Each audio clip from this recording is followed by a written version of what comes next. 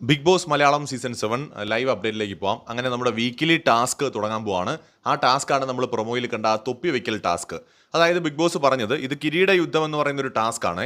ഭയങ്കരപ്പെട്ട ഒരു ടാസ്ക്കാണ്. എന്ന് വെച്ചാൽ മലയാളം ബിഗ് ബോസിൻ്റെ ചരിത്രത്തിലെ ഏറ്റവും ബെസ്റ്റ് എന്ന് പറയാവുന്ന ഒരു ടാസ്ക്കാണ് ഈ കൊടുത്തിരിക്കുന്നത്. എന്ന് വെച്ചാൽ 7 ടീമുകൾ 3 പേര് വീതമുള്ള 7 ടീമുകളായിട്ട് തിരിയുക.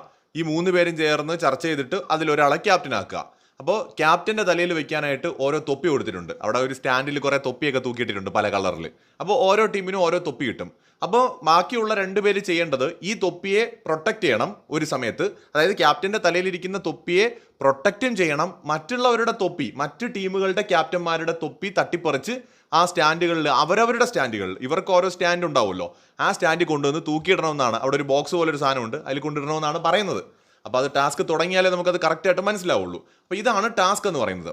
ഈ തൊപ്പിക്ക് ഒരു പവർ ഉണ്ട്. 4 ദിവസം നീണ്ടു നിൽക്കുന്ന ടാസ്ക്കാണ്. അതിൻ്റെ ആദ്യ ഘട്ടമാണ് ഇന്ന് നടക്കാൻ പോകുന്നത്. ഓരോ ദിവസവും ഈ ടാസ്ക് ഉണ്ടാവും. അപ്പോൾ ഇതിൽ ഈ ടാസ്കിന്റെ പ്രത്യേകത എന്ന് പറയുന്നത്, ഈ ടാസ്ക് അവസാനിക്കുന്ന സമയത്ത് വിജയിക്കുന്നവർക്ക് 3 സൂപ്പർ പവറുകൾ കിട്ടും. ഒന്ന് സൂപ്പർ നോമിനേഷൻ പവറാണ്.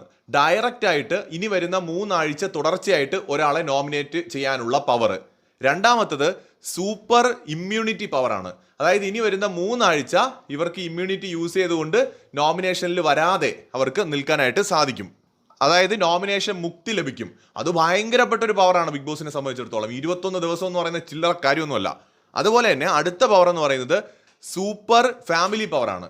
ഫാമിലി വീക്ക് വരുന്ന സമയത്ത് ഇവരവിടെ ഉണ്ടെന്നുണ്ടെങ്കിൽ ഇവരുടെ ഫാമിലിക്ക് മാത്രം, ഈ പവർ കിട്ടുന്ന ആളുടെ ഫാമിലിക്ക് മാത്രം ഒരാഴ്ച അവിടെ നിൽക്കാനായിട്ട് കഴിയും. ബാക്കിയുള്ള എല്ലാവരും ഒരു ദിവസം വന്നു പോവുമെങ്കിൽ ഈ പറയുന്ന പവർ കിട്ടുന്ന ആളുടെ ഫാമിലിക്ക് ഒരാഴ്ച നിൽക്കാൻ പറ്റും.